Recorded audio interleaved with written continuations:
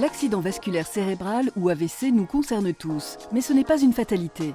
Pour le faire reculer, il faut mieux le connaître et mieux comprendre les actions de prévention. Au sommaire de Stop AVC, le magazine de la prévention, comment reconnaître un AVC et quelle conduite adopter?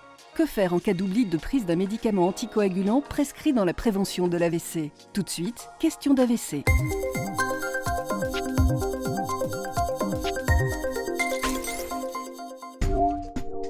Face à la survenue d'un AVC, il faut agir très vite et appeler le SAMU en composant le 15.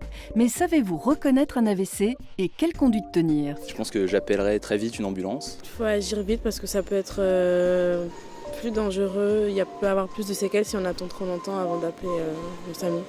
Alors, quels sont les signes avant-coureurs d'un AVC et l'attitude à adopter?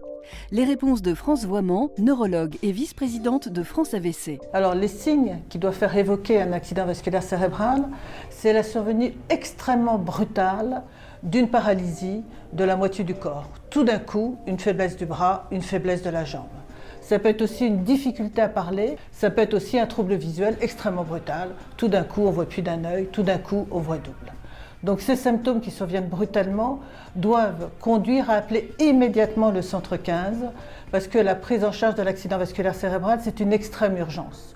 Plus on est traité rapidement, moins importantes seront les séquelles. Il faut aussi penser à noter l'heure de survenue de l'accident vasculaire cérébral parce qu'on a un délai limité pour faire certains traitements et il est donc très important de savoir si on est à 1 heure du début des symptômes ou à 5 heures du début des symptômes. Si les symptômes régressent, vous avez tout d'un coup une paralysie du bras, au bout de 5 minutes tout a régressé, vous avez une difficulté à voir, au bout de 2 minutes tout a régressé, il faut également appeler le centre 15 parce que ces symptômes sont des symptômes annonciateurs d'un nouvel accident vasculaire cérébral pour lesquels les symptômes ne seront peut-être pas régressifs.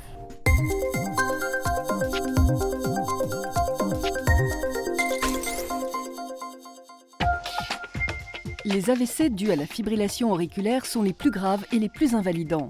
Pour prévenir ce risque, votre médecin vous prescrit un anticoagulant oral, un traitement qu'il faudra prendre de manière très régulière, comme nous le confirme le docteur Olivier Hoffmann, cardiologue. Si vous oubliez votre traitement anticoagulant une fois, ce n'est pas grave.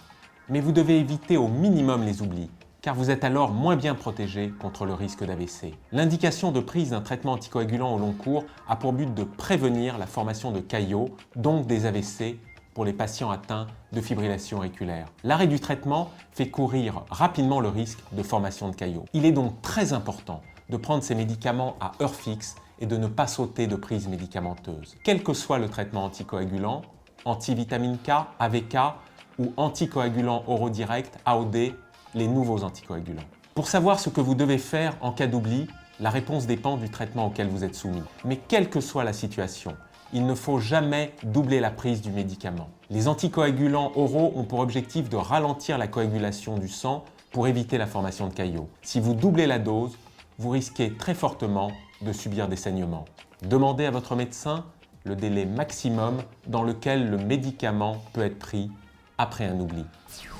Retrouvez d'autres informations pratiques sur les anticoagulants oraux et sur le risque d'AVC sur stopavc.fr. Face à l'apparition brutale des symptômes suivants, paralysie brutale du visage, faiblesse brutale d'un bras ou d'une jambe, trouble soudain de la parole associé à l'apparition brutale de troubles de l'équilibre, de céphalée intense ou d'une baisse de la vision, appelez immédiatement le 15. Plus d'informations sur www.stopavc.fr.